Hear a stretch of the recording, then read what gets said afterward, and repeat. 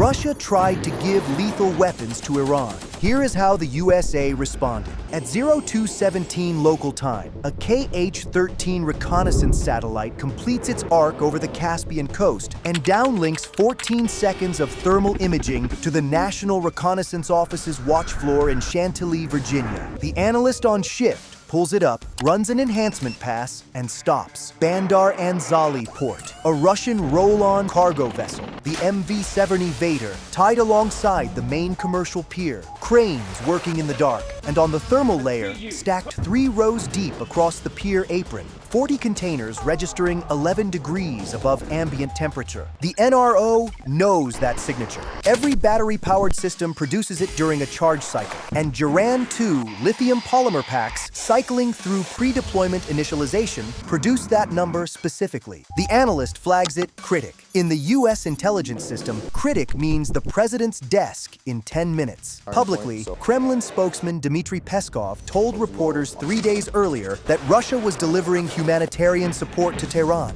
13 tons of medicine via Azerbaijan, food staples, the kind of statement designed to be technically deniable, sourced to a man whose full-time job is saying things nobody believes. But the thermal imaging doesn't care about Peskov. The Geran 2 doesn't care either. It's a Russian upgraded version of Iran's Shahed 136, and the upgrade isn't cosmetic. Russia took Iran's drone, re-engineered its navigation around GLONASS frequency hopping that US electronic warfare systems haven't cataloged, doubled the warhead's penetration capacity, and added a terminal guidance package that ignores jamming inside the final 2 kilometers. The original Shahed was the weapon US forces had spent 2 years learning to kill. The Geran 2 is the answer to everything they learned. 4 of them almost killed US soldiers at Al-Tanf in Syria the week prior. 4. CENTCOM thinks that was just a test. Now there are 200 of them on a pier in northern Iran, and the clock starts right now. CENTCOM's intelligence directorate runs the math on the convoy timeline.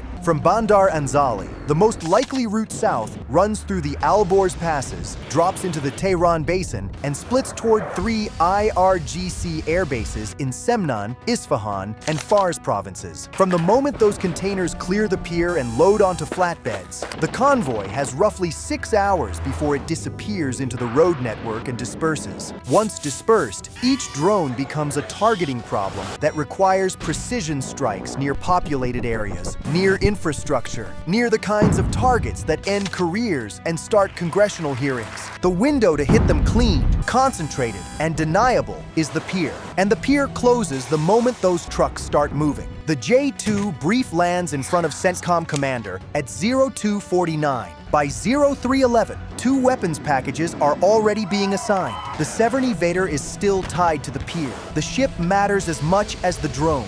On its main deck sit the remaining 120 containers. Geran's still in crates, not yet offloaded. If the ship escapes back into the Caspian with a partial load, this happens again in 2 weeks at a different port. The Severny Vader doesn't leave. 2 B-52H Stratofortresses out of Diego Garcia have been airborne for 11 hours. Each carries 4 AGM-158B missiles on external pylons. The AGM is 14 feet long, weighs 2,250 pounds, and flies 926 miles on its own at just under Mach 0.9, carrying a 1,000-pound penetrating warhead. Its range means the B-52s never enter Iranian airspace. They never enter radar coverage. They fire from international airspace and turn south while the weapons solve the rest of the problem themselves. Each AGM navigates on passive sensors that listen for the target's own electronic emissions without broadcasting anything in return. The Severny Vader runs navigation radar, deck lighting circuits, crane control systems. The missile hears all of it. It needs none of that explained to it twice. At 0341, lead aircraft releases. 1 missile drops off the pylon, wings snap out, turbojet spools up, and from that moment on, the weapon belongs to itself. The B-52 is already banking south. No data link, no guidance updates. 926 miles of autonomous flight, dropping to wave-top altitude over the Caspian and terminal phase. Passive sensors locked on a ship that doesn't know it's being hunted. At the pier, offloading is 60% complete when the AGM crosses the coastline at 60 feet and 480 knots. It punches through the forward cargo hold below the main deck. The warhead is designed to penetrate before it detonates. So it does. It detonates inside, where the stacked containers sit closest together. The secondary detonation from the Geran battery packs in 4 adjacent containers follows. The second missile arrives 14 seconds behind the first, hits the ship at the waterline amidships, and the Severn Evader begins to list at 7 degrees immediately. Few minutes later, she takes 120 Geran 2 drones to the bottom of the Caspian in 44 meters of water. They are not coming back up.